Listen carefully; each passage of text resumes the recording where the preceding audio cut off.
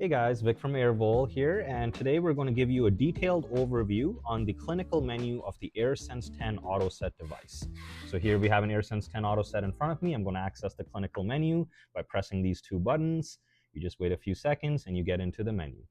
Once you're here, it'll say settings rather than my options, and you would just use this dial, which works as your mouse. It's used to toggle and select things. So you click on to settings once it's highlighted. On this page, if you have an AirSense 10 Auto set, the first setting you'll be allowed to change is called the mode. And you can toggle between CPAP mode, which is a constant pressure. You'll notice there's just one fixed pressure that you can change it to. And you can change it anywhere from a low pressure of 4 all the way up to the highest possible pressure on these devices, which is a pressure of 20. When you have it set at this mode, it will constantly blow air at this set pressure. The other mode that you have on this device is called Auto Set, bringing the name of the machine, the AirSense 10 Auto Set. In this mode, rather than having one pressure, you will actually have a minimum pressure and a maximum pressure that you can set it to. When using the device in this mode, the machine will start at the lowest pressure and it can titrate up to the highest possible pressure that is set if needed based on your breathing feedback. So that being said, if all you needed was a low pressure 5, the machine would probably stay there. At times in the night where you've had stronger resistances in your breathing or stronger apnea activity, the device can actually titrate your pressure upwards up to the maximum of the range set. Now, both modes actually have their uses. It's not like one is necessarily better than the other. CPAP mode is great for individuals that have maybe already used a machine in the past. They've done multiple studies before, including titration studies, in which a specific pressure was found to work best beyond some of the other ones. In this case, setting your machine to a CPAP mode will probably be better for you. For APAP mode, this could be beneficial for new users to therapy who may not know exactly what pressure they need. With this mode, the device would do the titration at home when you're using the machine. Oftentimes, a physician might change you from auto set to CPAP mode once you've gotten enough data usage in this mode. Another reason why someone might prefer an auto set mode is because maybe there are more complexities to their apnea activity. For example, you might need a certain pressure when you're laying on your sides, but then when you go onto your back, your apnea activity might be much more severe, causing you to need a higher pressure. In these circumstances, a more variant pressure like the auto set can be more useful. If you keep going further down, you'll also be able to change settings like your mask type, depending on the mask you're using, as well as the response of your auto set algorithm. This response option is only available in the auto set mode. You won't see it if you were set to a CPAP mode.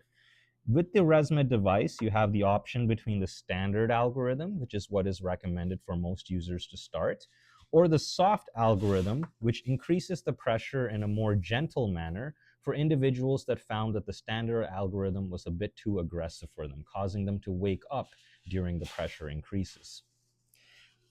Further down on this menu, you have other settings such as your ramp time. This is a feature where the machine holds the initial therapy at a low pressure for a duration of time based on what time you set at that starting pressure. Once the ramp duration is passed, the machine will then go up to the therapy settings that you set up here, whether you are in an APAP mode or on a CPAP mode. EPR stands for Exhale Pressure Relief. This is a feature that actually drops the pressure during the exhalation phase. It's a good feature to have activated if someone found that the constant oncoming pressure of the machine caused them to have issues with exhalation. Perhaps you're finding that you have to feel like you got to breathe out extra hard when you're using therapy. A setting like EPR can give you a bit of relief to match a natural breathing pattern with the machine. You don't always have to have this feature on, so usually it's recommended to try the device with it off first. And if you found discomfort, you can turn on this feature. With EPR, you can have it running full time, which means it will give you the exhale relief the entire night of therapy, or simply only during the ramp phase, if you only really wanted it initially to help you fall asleep, but didn't necessarily want the pressure relief after you've fallen asleep. You can also set the level of your EPR from 1, 2, or 3. Basically, this would denote how much your pressure is decreasing by. 1 means your pressure decreases by 1 when you're exhaling, 2 by 2, and 3 by 3, and so on. The maximum level these machines can go up to is 3. So usually individuals start at a level of 1 and they increase it accordingly based on their comfort.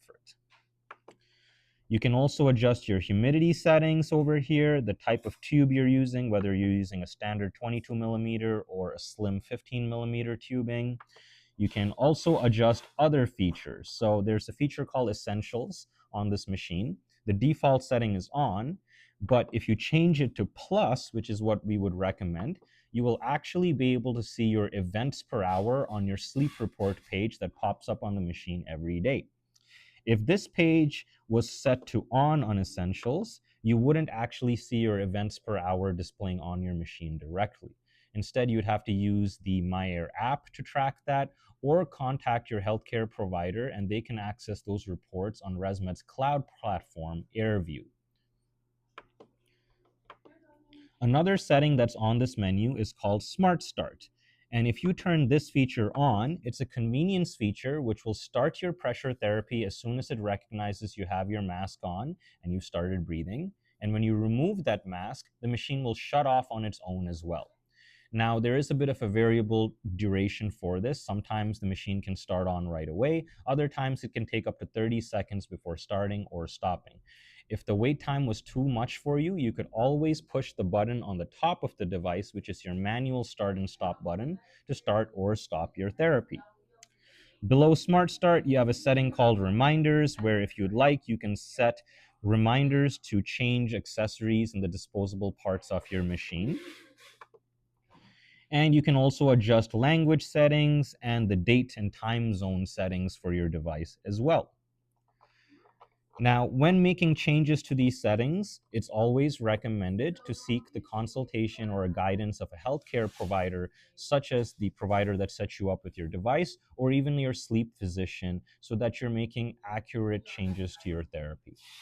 We hope you enjoyed this video and stay subscribed to tune in for more in the future. Have a great day.